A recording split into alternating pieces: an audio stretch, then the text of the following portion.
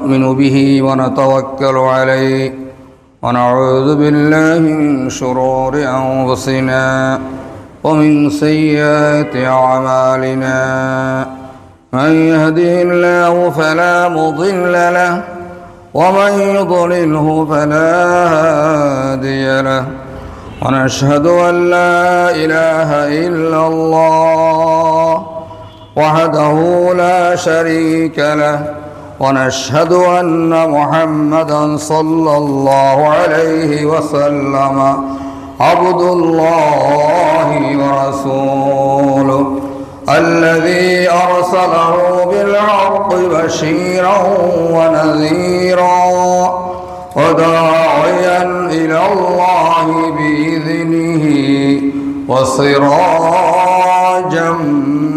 منيرا أما بعد أعوذ بالله من الشيطان الرجيم بسم الله الرحمن الرحيم يا أيها الناس كلوا مما في الأرض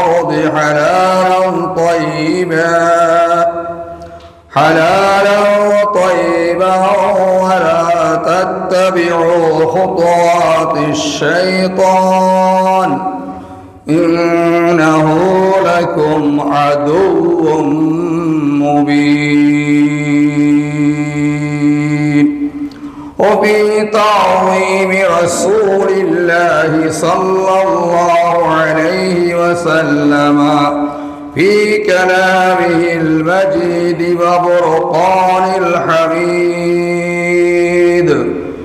إن الله وملائكته يصلون على النبي يا أيها الذين آمنوا صلوا عليه وسلموا تسليما صلى الله على سيدنا محمد وآله وصحابه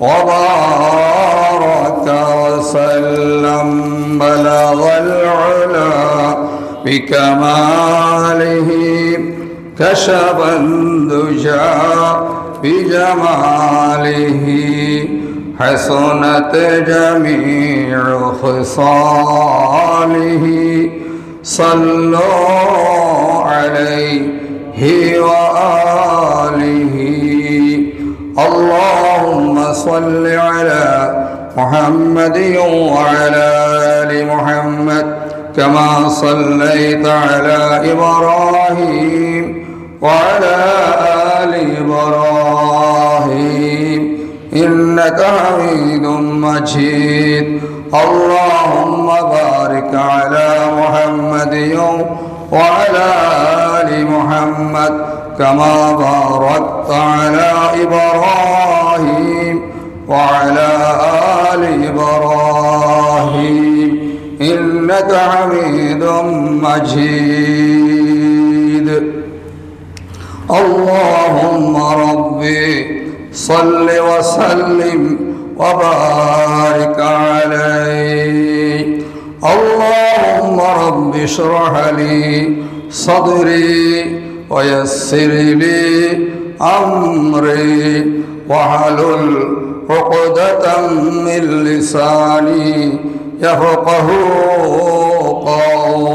قولي سبحانك لا علم لنا إلا ما علمتنا إنك أنت العليم الحكيم وما توفيقي إلا بالله عليه توكلت وإليه أنيب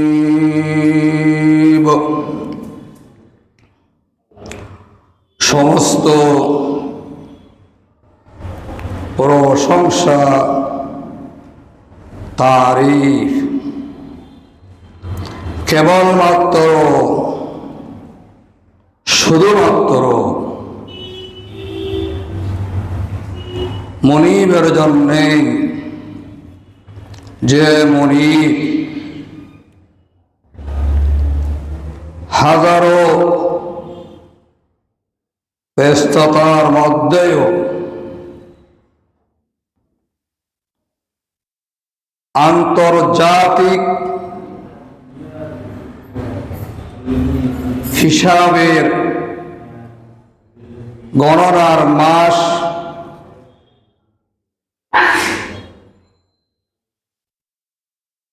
December মাসের ২৭তম দিবসের 2024 বাংলা 12 পৌষ 1431, আরবি 24 জমাদিউল উখরা 1446 হিজরি সনের আজকের এই জুমার দিনে যথাসময়ে সালাতুল জুমা আদায়ের উদ্দেশ্যে মসজিদে সমবেত হওয়ার যিনি আমাদেরকে তৌফিক দান করলেন, মসজিদে আসা শরিয়াতের আপত্তি উজল থাকার কারণে যত স্থানে বসে খুতবার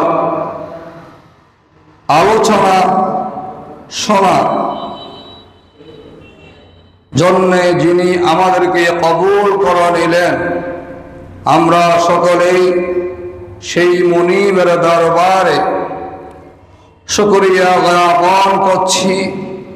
কামা ইয়ানবাগি লিজালালি ওয়াজহিকা ওয়া আযীমি সুলতানিক। অগণিত দরুদ ও সালামের হাদিয়া ইমামুল আম্বিয়া তাজদারে মদিনা শাফিঈ মাহশর সরওয়ারে কায়নাত জনাবে মুহাম্মদুর রাসূলুল্লাহ সাল্লাল্লাহু আলাইহি ওয়াসাল্লামের পাক দরবারে যিনি আল্লাহর বান্দা তার উম্মতদেরকে যাবতীয় হারাম, ঠকানো, অবৈধ আচরণ থেকে নিজকে সংরক্ষণ করা শিক্ষা প্রদান করে আমাদের চরম চক্র থেকে অন্তরায় হয়েছেন। আমরা সকলেই তার প্রতি প্রাণ করছি দরুদ ও সালামের হাদিয়া সাল্লাল্লাহু আলাইহি ওয়াসাল্লাম। প্রিয় হাজরান মজলিস, দেখতে দেখতে জীবন থেকে একটি বছর হিসাবে বিদায় নিয়ে আমাদেরকে আসল ঠিকানা, আসল গড়, গুরুস্থানের আহ্বান জানাচ্ছেন। আর আগত বৎসর এবং এই বিদায় লগ্নে যে বিষয়টুকু নির্ধারণ করার চেষ্টা করছি তা হচ্ছে হালাল এবং হারামের বিষয়। হারাম ত্যাগ করতে হবে, হালাল গ্রহণ করতে হবে। যাবতীয় অবৈধ হারাম উপার্জন জীবন থেকে বিদায় দিতে হবে। যাবতীয় হালাল উপার্জন জীবনে আনয়ন করতে হবে।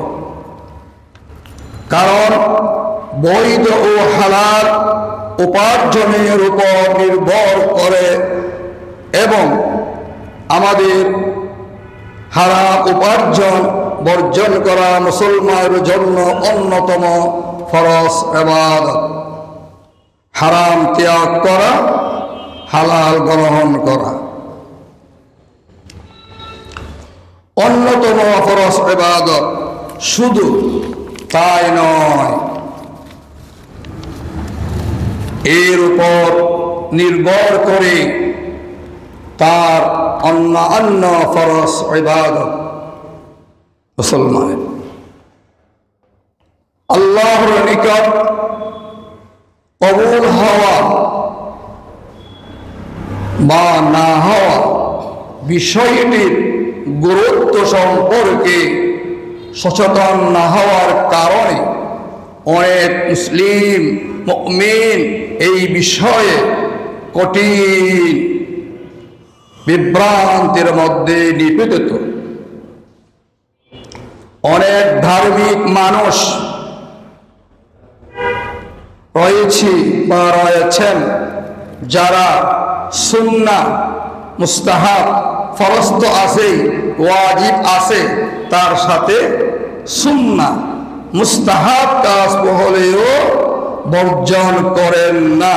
তবে আয়ের মধ্যে হারাম উপার্জনের বিষয়ে মোটেও কি নয়, সচেতন নয়। এজন্যই আল্লাহ হাবিব ইমামুল আম্বিয়া জনাবে মুহাম্মদুর রাসূলুল্লাহ, সবাই বলি সাল্লাল্লাহু আলাইহি ওয়াসাল্লাম, তার পবিত্র রহমতি জুবানে মুবারক দিয়ে তার উম্মত কে জানাই দিয়েছেন কাসবুল হালাল ফাদিলাতুন বাদাল ফরিদা। নামাজ কি ফরজ কিনা? কথা বলবেন। নামাজ ফরজ কিনা? ফরজ। রোজা, হজ, যাকাত, ঈমান ফরজ। আল্লাহ পাক কুরআন কারীমে ইরশাদ করেছেন, বিসমিল্লাহির রহমানির রহিম, فإذا قضيت الصلاة فانتشروا في الأرض وابتغوا من فضل الله।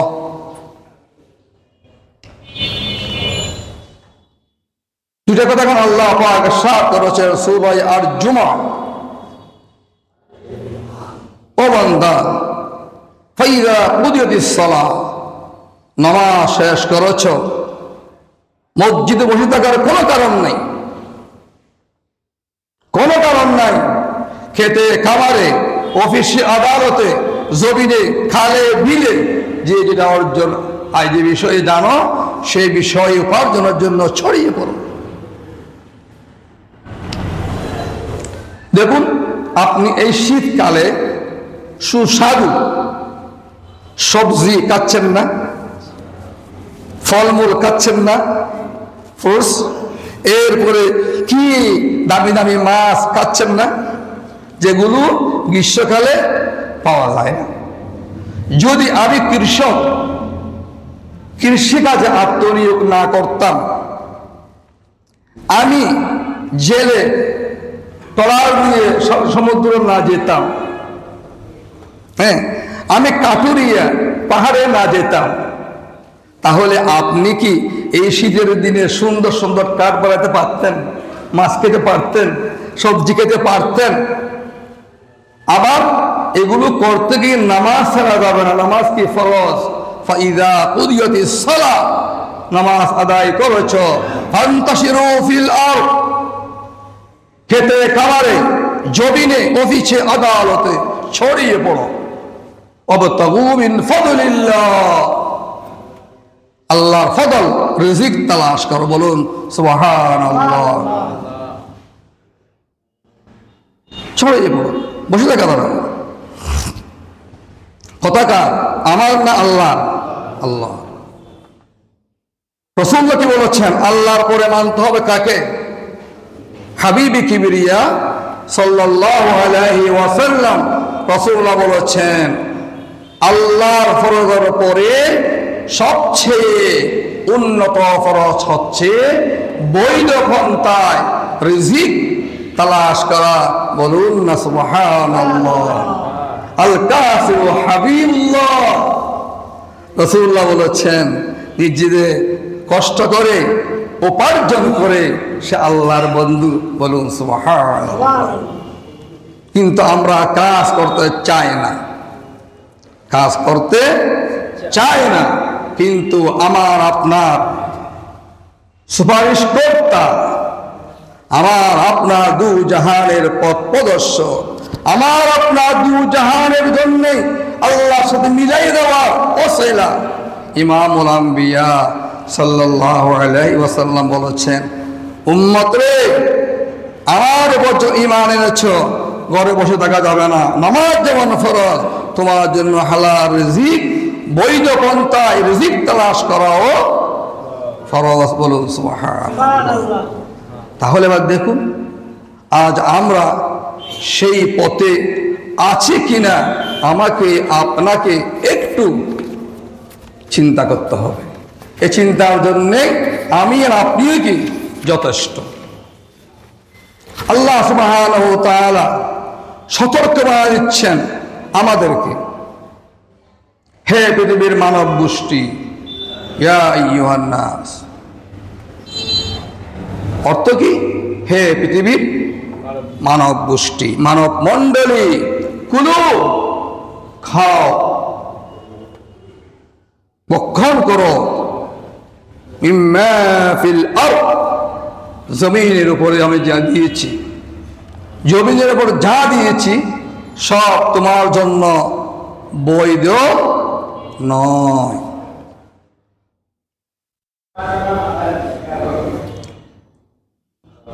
হালালান তাইয়্যিবা, পূত পবিত্র খাদ্য গ্রহণ করো। ওয়ালা তাত্তাবিউ খুতুওয়াতিশ শায়তান, এবং শয়তানের পথ অনুকরণ করো না। কারণ ইন্নাহু লাকুম আদুউম মুবিন, নিঃসন্দেহে সে শয়তান তোমার স্পষ্ট দুশ্মন। এটি হলো আয়াতটির একটি মোটামুটি আক্ষরিক অর্থ। প্রিয় হাজরিন, দেখুন এখন আমাকে আপনাকে যদি কেউ বলে খঞ্জির, শুকরের গোশত খাও, আমি তাকে পিটাতে চাইব না, বেটা বলসকে। কিন্তু একটি সময় আছে, 40টি বা একাধিক চিকিৎসক বললেন এই ব্যক্তি জন্য 100 গ্রাম এই পশুর গোশত না হলে তার যে রোগটা আছে সেই রোগটা ভালো হবে না। তখন আপনি সেটা ভক্ষণ করতে পারেন। কিন্তু সুদ আর ঘুষ, সুদ আর ঘুষ কোন মুফতি, কোন মুহাদ্দিস, কোন পণ্ডিত, কোন জ্ঞান বিশারদ বলতে পারবেন না ইচ্ছাকৃতভাবে সুদ ভিত্তিক, ঘুষ ভিত্তিক জীবন পরিচালনা করো। পারবে কি? কখনোই পারবে না। কিন্তু আমরা আল কিল্লা পরে সেই সুদ এবং সেই ঘুষকে উপহার বানিয়ে নিয়েছি, সুদকে ব্যবসা বানিয়ে নিয়েছি, আর আল কিল্লাও পরিধান করেছি। ব্যাগকে বেশি দেব না, আপনি আর আমি যারা বয়োজ্যেষ্ঠ আছি একটু ঘুমাবার সময় এশারের নামাজের পরে একা একা যখন বিছনায় যায় আত্মসমালোচনা করুন। কিয়ামতের ময়দানে রাসূলুল্লাহ সামনে আশিক মুস্তাফা হয়ে, আশিক রাসূল হয়ে, আউলিয়া কিরামের সামনে তাদের রূহানি সন্তান হয়ে দাঁড়াতে পারবেন কি না? একবার চিন্তা করুন, মস্তিষ্ক জ্ঞানকে প্রসারিত করুন, একবারও চিন্তা করুন। তাহলে আজ আমরা সেটা কোনোভাবেই চিন্তা করছি না। এজন্যই এই খারাপ কাজগুলো আমাদেরকে অবশ্যই নিজের জীবন থেকে পরিহার করতে হবে, বিদায় দিতে হবে।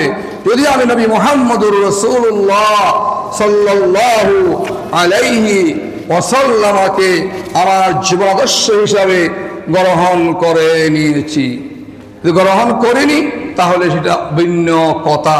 আমার পরিচয় আমি মুসলিম, আমার পরিচয় আমি সুন্নি, আমার পরিচয় আমি মুহিব্বে রাসূল, আমার পরিচয় ইত্তিবায়ে রাসূল, আমার পরিচয় জান নিসার রাসূল সাল্লাল্লাহু আলাইহি ওয়াসাল্লাম। তাহলে আমার সংস্কৃতি, আমার ব্যবসা, আমার লেনদেন, আমার ব্যক্তি জীবন, আমার পারিবারিক জীবন, আমার সামাজিক জীবনের মধ্যে রাসূলুল্লাহ সাল্লাল্লাহু আলাইহি ওয়াসাল্লামকে উপস্থিত করলাম কিনা? জীবনের কোনোখানে আল্লাহর রাসূলকে উপস্থিত করলাম না। আমি বলি এইটা আর ওইটা। আপনি কি বাপ হয়ে চিন্তা করুন, আমি সন্তান হয়ে একটি বছর আপনি কি খেলেন, কি না খাইলেন, কি পড়লেন, কি না পড়লেন, কি করলেন না করলেন, সুস্থ ছিলেন না অসুস্থ ছিলেন, খোঁজখবর নেই। আমি যদি দিনের নামাজ পড়ে বাইদের আগে এক জোড়ো সুন্দর কাপড় নিয়ে আপনাকে সালাম করতে যাই, আপনি কি সন্তান হিসাবে আমাকে স্বীকৃতি দেবেন? বলুন, কে দিবেন? বলুন, দিবেন না। তাহলে আপনি কিভাবে আল্লাহর রাসূলের এই কষ্টার্জিত তন্দার মুবারক শহীদ কৃত ইসলামের সাথে প্রতারণা করে যাচ্ছেন? আল্লাহ আমাদেরকে বোঝার তৌফিক দান করুন, আমরা বলি আমিন। প্রিয় হাজরিন, নবী মুহাম্মদুর রাসূলুল্লাহ সাল্লাল্লাহু আলাইহি ওয়াসাল্লাম ইরশাদ করেছেন, মুত্তাফিক আলাই হাদিস। আজ আমরা হন্য হয়ে কারোর সাথে ভাইয়ে ভাইয়ে প্রতারণা করছি, আল টেলছি, সীমা টেলছি, ইঞ্চি আপনার হক আপনি নেন, কিন্তু আমি আপনার ভাই, আমি লেখাপড়া জানি না, আইনের মারফত বুঝি না, আপনি আমার সাথে যে নির্মম কাজ করে যাচ্ছেন, আপনার গড়টা সোজা করার জন্যে, গেটটা সুন্দর করার জন্যে, তাহলে তার পরিণতি কি হতে পারে? নবী মুহাম্মদুর রাসূলুল্লাহ সাল্লাল্লাহু আলাইহি ওয়াসাল্লাম ইরশাদ করছেন, যে ব্যক্তি অন্যায়ভাবে জুলুম করে এক বিগত পরিমাণ জমিন গ্রহণ করবে, কিয়ামতের দিন তাকে সপ্ত পৃথিবী সহ সে জমিন তার গলায় বেড়ে বানিয়ে দেওয়া হবে। বলুন নাউযুবিল্লাহ। আমার কথা নয়, আপনার কথা নয়। ইমামুল আম্বিয়া শফিউল মুযনিবিন রাহমাতুল আলামিন হুজুর আকরাম সাল্লাল্লাহু আলাইহি ওয়াসাল্লাম ইরশাদ করেছেন, ইমাম বুখারী, ইমাম মুসলিম তাদের সেই বিশুদ্ধ কিতাবের মধ্যে হাদিস কালাম সংকলিত করেছেন। প্রত্যেকে আমরা অনুসরণ করি, একবার দোকান বানাচ্ছি, ঘর বানাচ্ছি, জমিন বানাচ্ছি, গেট বানাচ্ছি, আমি কতটুকু সৎ থাকতে পেরেছি? আপনার তো সমালোচনায় পড়ে আসবে, রাত্রে কেউ লাগবে না যদি আপনি অন্যায়ভাবে ঠকাইয়ে এক বিঘত পরিমাণ সম্পদ অন্যায়ভাবে অর্জন করেছেন, গ্রহণ করেছেন।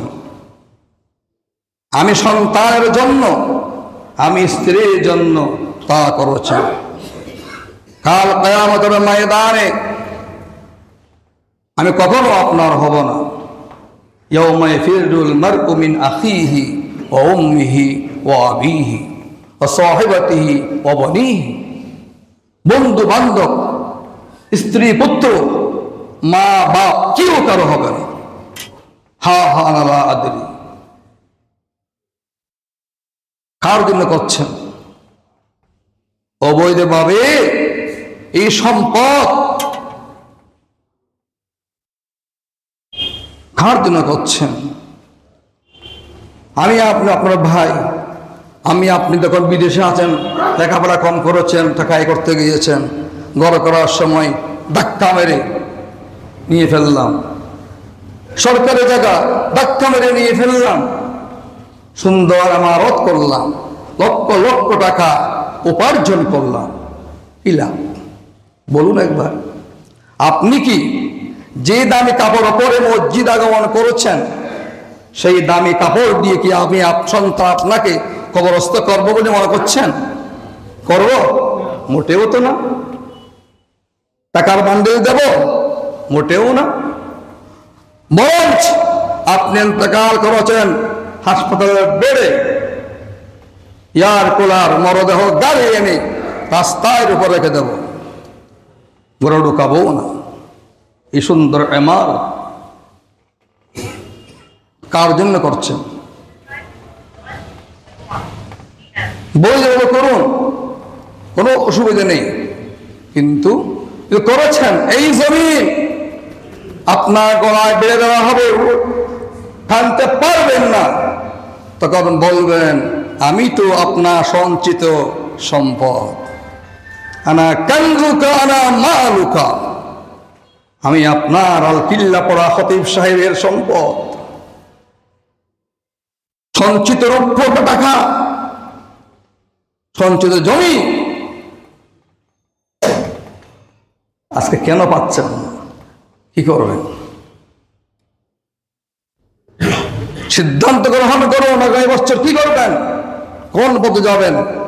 তওবা করুন, তওবা করি, তার সম্পদকে ফিরিয়ে দিই।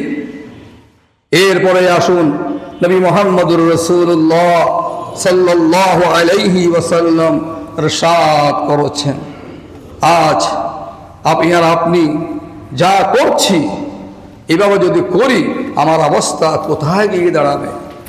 নবী মুহাম্মদুর রাসূলুল্লাহ সাল্লাল্লাহু আলাইহি ওয়াসাল্লাম ইরশাদ করেছেন, যে ব্যক্তি মিথ্যা শপথ বা অবৈধভাবে কোনো মুমিনের অধিকার ছিনিয়ে নেয়,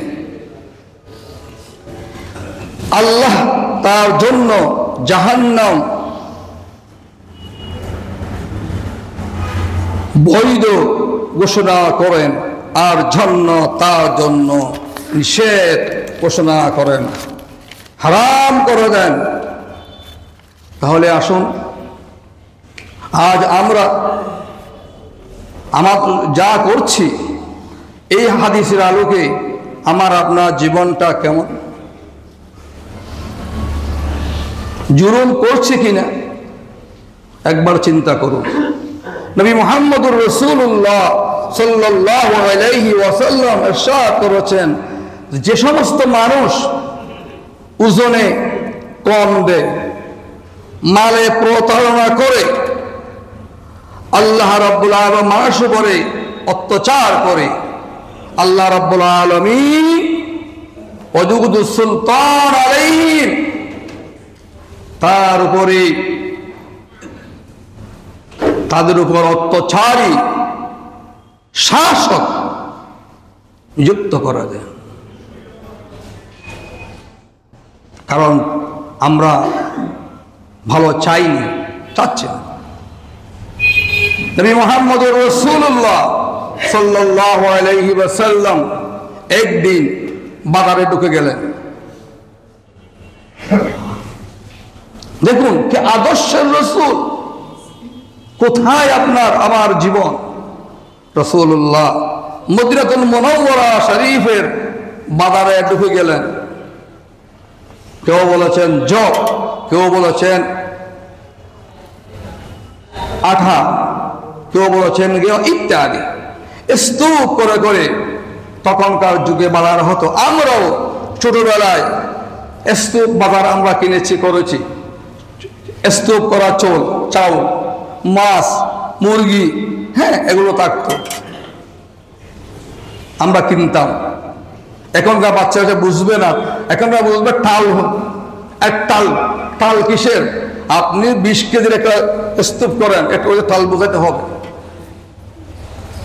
দেখে শিখে না বাচ্চারা, কারণ দেখে প্রচলন নেই।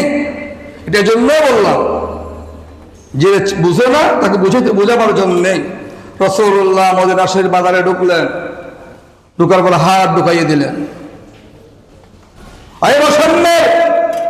দাবিদার বাজার মনিটর করে ভালো করে, আর সিন্ডিকেট করে মানুষকে কষ্ট দেওয়া হচ্ছে এখন।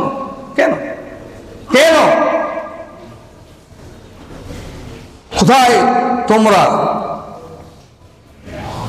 প্রতিটি সেক্টরে কেন মানুষ কষ্ট পাবে? মানুষ খেয়ে পরে বাঁচতে পারছে না। কোথায় তোমরা? শিক্ষা গ্রহণ করো। ইমামুল আম্বিয়া রহমতুল্লাহ আলামিন, কিরকম রহমত, গোটা মানবতার জন্য, সৃষ্টির জন্যই বাজারে ঢুকে গেলেন, হাত ঢুকাইয়ে দিলেন। দেখা গেল নিচের মধ্যে কি বীজা, উপরে শুকনো।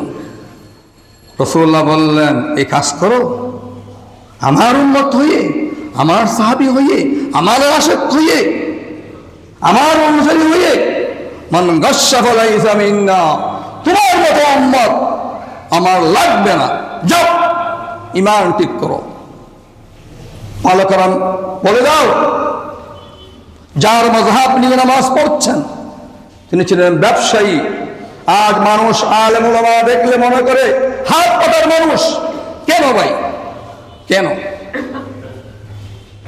আপনাকে আমাকে দেখলে হাত পাতার লোক কিন্তু মনে করার সাহস কোথায় পায়? কোথায় সাহস পায়? তার কাছে কেন যান না, খেয়ে থাকো না। তোমার রাসূল পেটে ভালো বেঁধেছে, তুমি সেই নবীর উত্তরসূরি আলিম। কেন কেন? তোমাকে দেখলে মনে করতে হবে সে আমার চেয়ে অনেক ভালো, ভালো কাপড় পরে, ভালো গাড়িতে চলে, ভালো খায়, ভিখারি নয়, ভিক্ষুক নয়, পোশাক জন্য বসে থাকে না। তোমাকে দেখলে মনে করতে হবে তুমি নবী মুহাম্মদুর রাসূলুল্লাহর উত্তরসূরি। বুক লাগেছে বলবা আল্লাহকে, রাসূলুল্লাহ শিখিয়েছেন সেভাবে।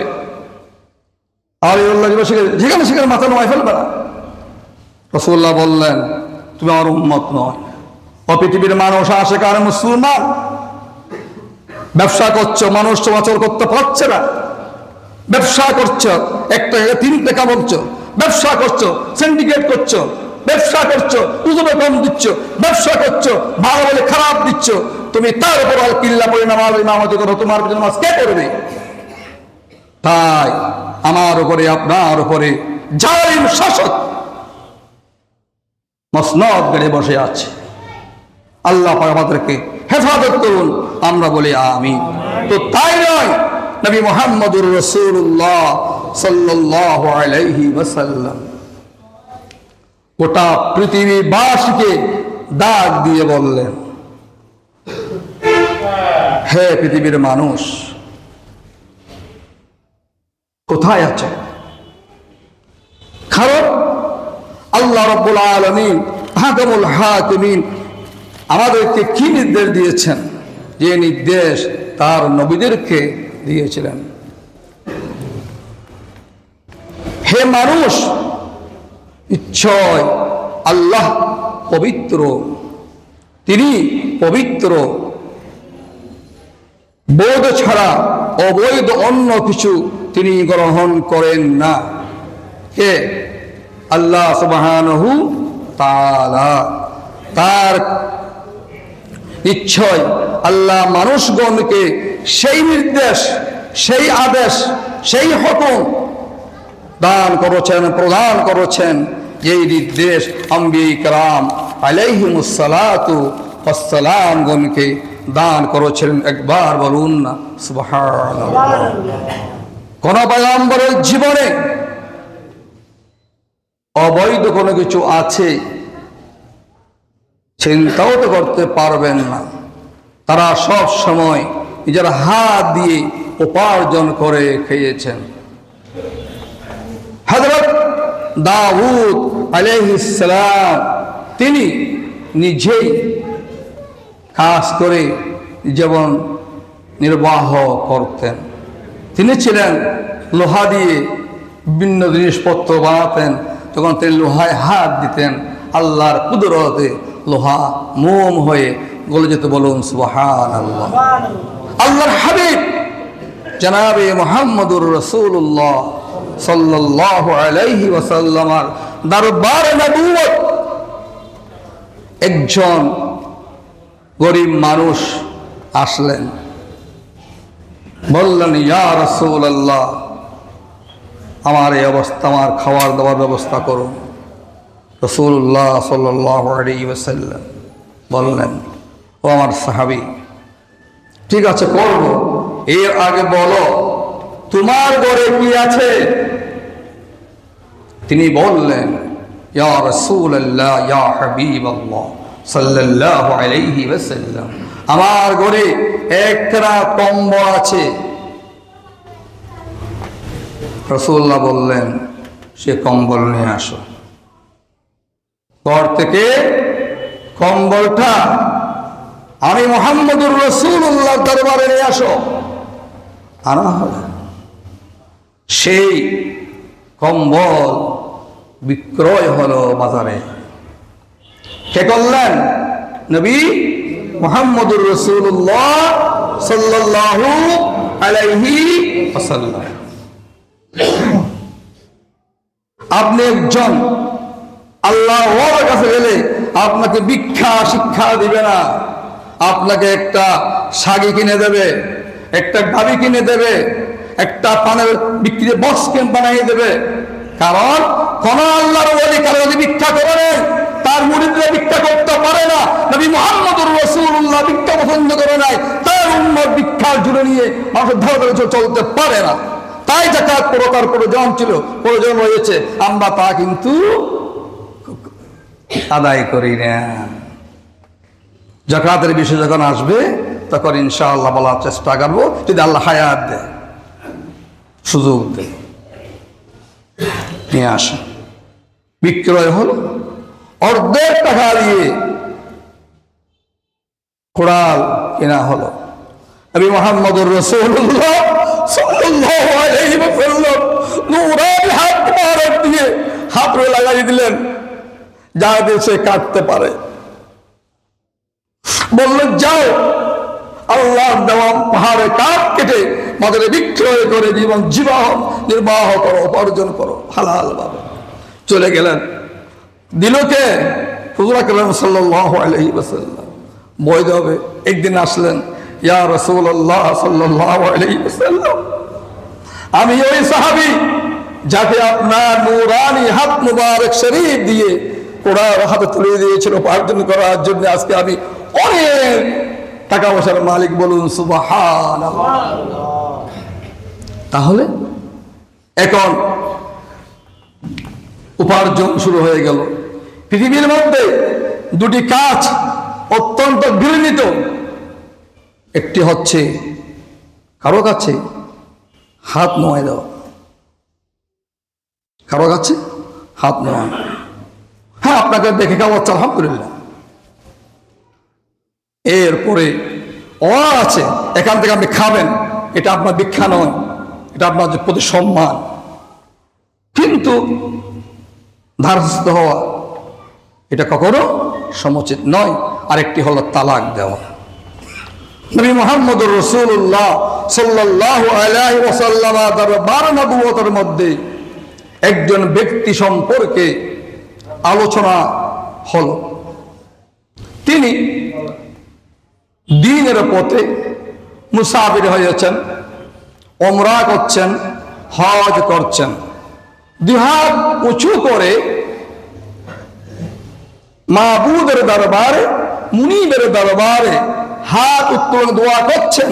তার চুলগুলো উৎস কুষ্ক, এলো মেলো।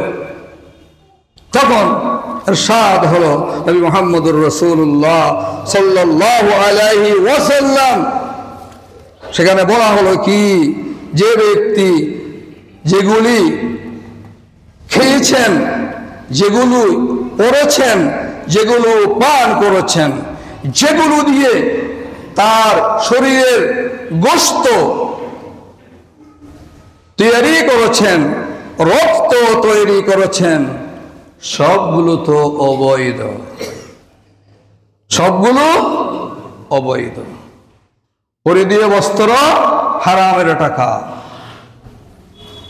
পানীয় হারামের টাকা, অর্থকরী হারামের টাকা, সুন্দর লেবাস হারামের টাকা, গোস্ত হারামের টাকা, কাটলে বাল রক্ত হারামের রক্ত।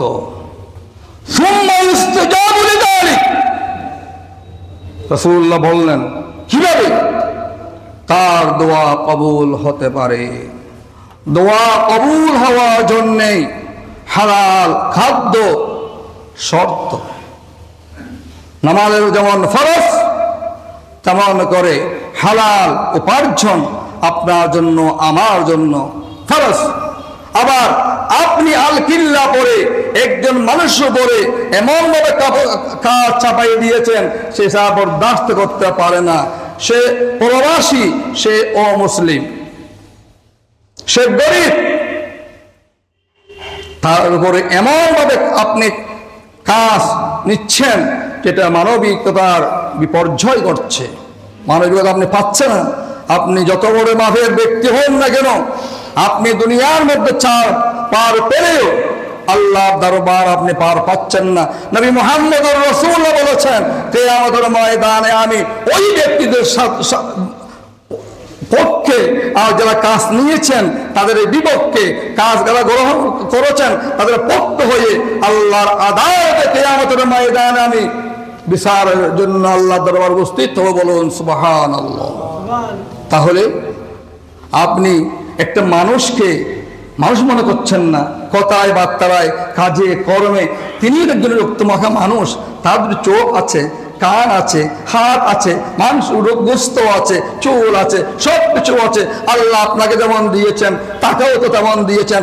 আপনি কেন, সে অমুসলিম বিদায়, সে গরিব বিদায়, সে প্রবাসী বিদায়, সে অন্য ডিস্ট্রিক্টের লোক বিদায়, আপনি তা করতে পারেন। আর বলে কি হদিতারা হাম করে তারা বালা নমাতে বাদিতার বাড়ি আমি অন্য বিভাগ ইটার মুমুডুটা এর ক্যাঙ্গুরি কথা হইল আর বাড়ি মুমুডুটা কথা হচ্ছে কিন্তু তো এতল্লা বাজিয়কল মুরব্বিয়কল বায়কল সতর্কতা অবলম্বন করে এই বছরকে বিদায় দিন, সবকিছু গ্রহণ করুন।